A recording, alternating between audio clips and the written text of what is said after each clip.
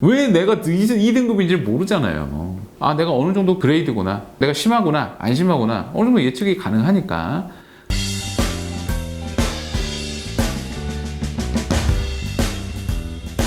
안녕하세요.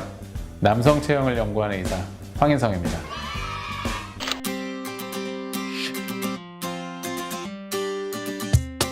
여유증 등급에 대해서 오늘 제가 말씀드리려고 하는데, 그 이유가 등급에 대한 내용이 온라인이나 홈페이지나 이런 데는 잘 나와 있어요. 글로는 잘 나와 있는데 이게 내가 어떤 등급인지를 실제로 적용하기는 어렵거든요. 해서 제가 오늘 이번 기회에 가장 오래되고 가장 공신력이 있고 심평원이라든지 기타 의료 관련 공공기관에서 많이 사용하고 있는 사이먼 분류를 기준으로 오늘 말씀드리겠습니다. 자, 우선 이 그레이드 1이라고 되어 있는데, 그레이드 1은 솔직히 여유증이라고 안 하죠.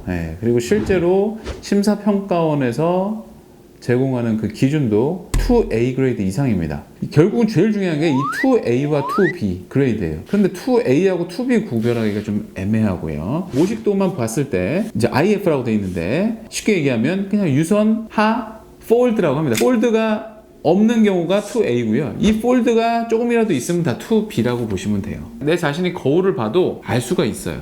근데 이 부분들은 중요한 게, 내가 가슴을 쫙 펴고서 보는 게 아니에요. 아주 편한 상태로 팔을 늘어뜨렸을 때 기준으로 체크를 해야 정확합니다. 일단 이 폴드가 있으면 이 유선만 제거하고 이 주변에 있는 지방만 제거한다고 모양이 예뻐지지가 않아요. 이어진 지방 라인을 같이 다 제거를 해줘야지만 확실히 미용적으로 보기 좋아지고 수술하고 만족도가 높아질 수가 있어요. 그레이드 3는 솔직히 이거는 뭐 누구나 딱 보면은 알 수가 있습니다. 하지만 이거를 좀 더 명확하게 제가 좀 제시를 하면요, 폴드가 아주 명확하죠. 여자들 가슴과 유사하게 아주 명확해요. 그리고 이 폴드의 이 시작점이 유륜 위쪽에 있어요. 그렇기 때문에 이 라인이 아예 여자 가슴같이 늘어진 형태가 되는데, 이렇게 꼭 되지 않아도 이 폴드 시점이 이 유륜과 거의 동일하다고 해도 그레이드 3라고 봅니다.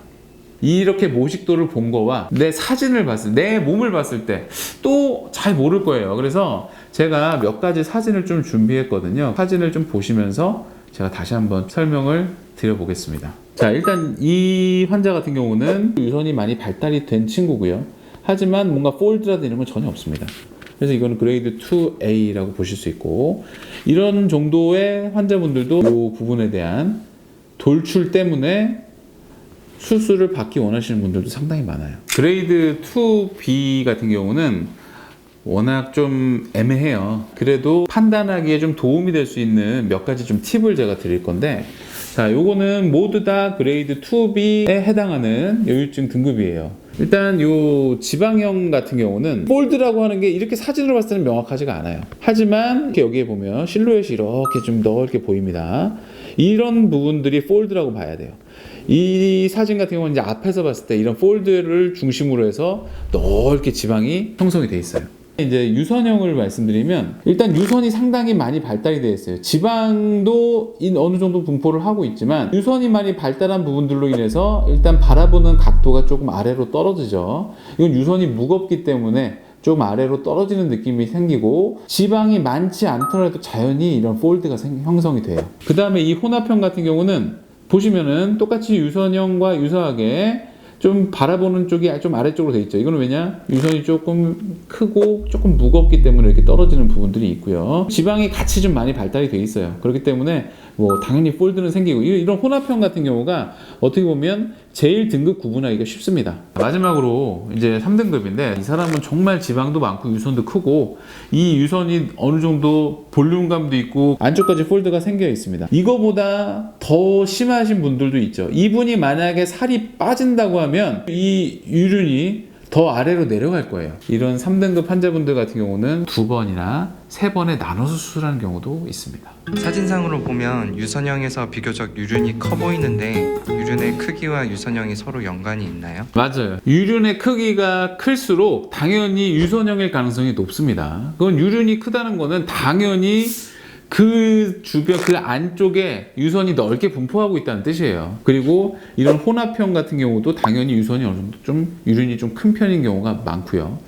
여기도 보시면 지방형 같은 경우 유륜이 조금 작습니다.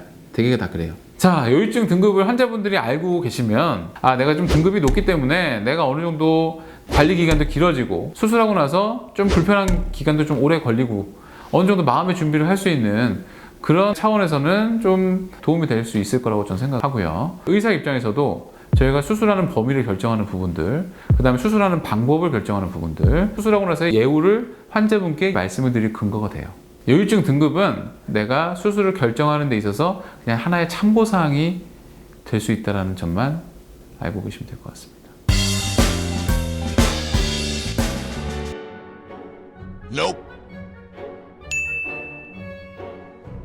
네, 그래서 오늘은 여유증 등급 A to G라고 해서 내가 여유증에 대해서 이거 뭐라고 얘기해야 되지? 다시 해야 될 것 같은데.